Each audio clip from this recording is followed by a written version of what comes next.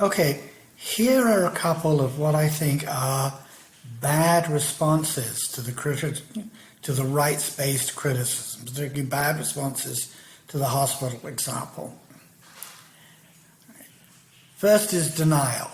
Oh no, we would never do that because, as I said in the previous discussion, it would get out and people would get really, really angry about it, and so we couldn't do that, because the hospital would lose its ability. The hospital would not function if the hospital had done something that a lot of people really dislike. There's a lot wrong with that. First, right, it ignores the fact that utilitarianism seems to tell us to do it, right, which is an objection in itself. Second, people can get used to anything. Oh yeah, you go to a hospital, you got a chance of being cut up, but you're much more likely to be cured. And so nowadays you go to a hospital, you got a small chance of dying, because hospitals do actually kill people, but not intentionally, but a much better chance of being helped. Well, let's say you've got a 1 in 1,000 chance of dying in a hospital nowadays, and we double that to 2 in 1,000. People are still going to go to the hospital because they're still much, much more likely to get the care they need rather than be cut up for organs or something like that. So, and society could get used to that. And we have the intuition that it's wrong. Still that it's wrong. Second, biting the bullet. Utilitarianism might reply, no, it is right.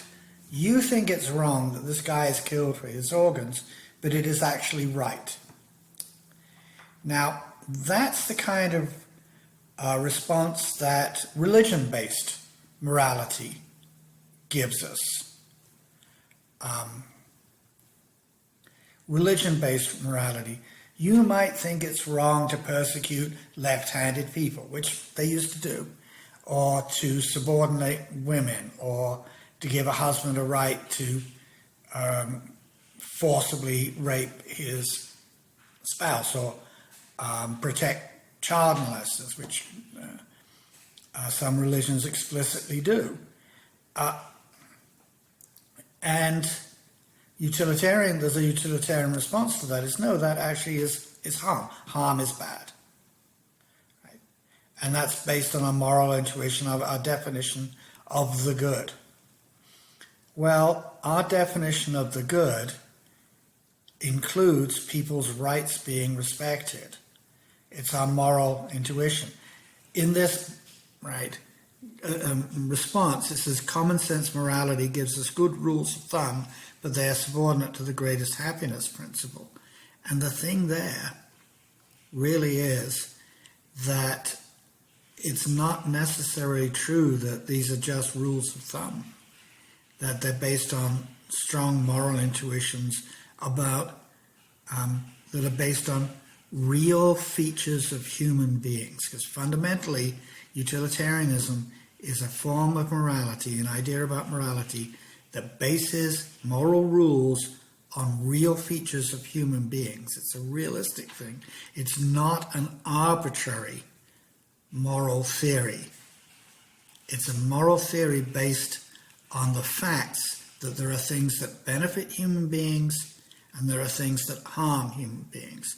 That there are beings that can experience pleasure and there are beings that can experience pain, and they generally tend to want pleasure and generally tend to want to avoid pain.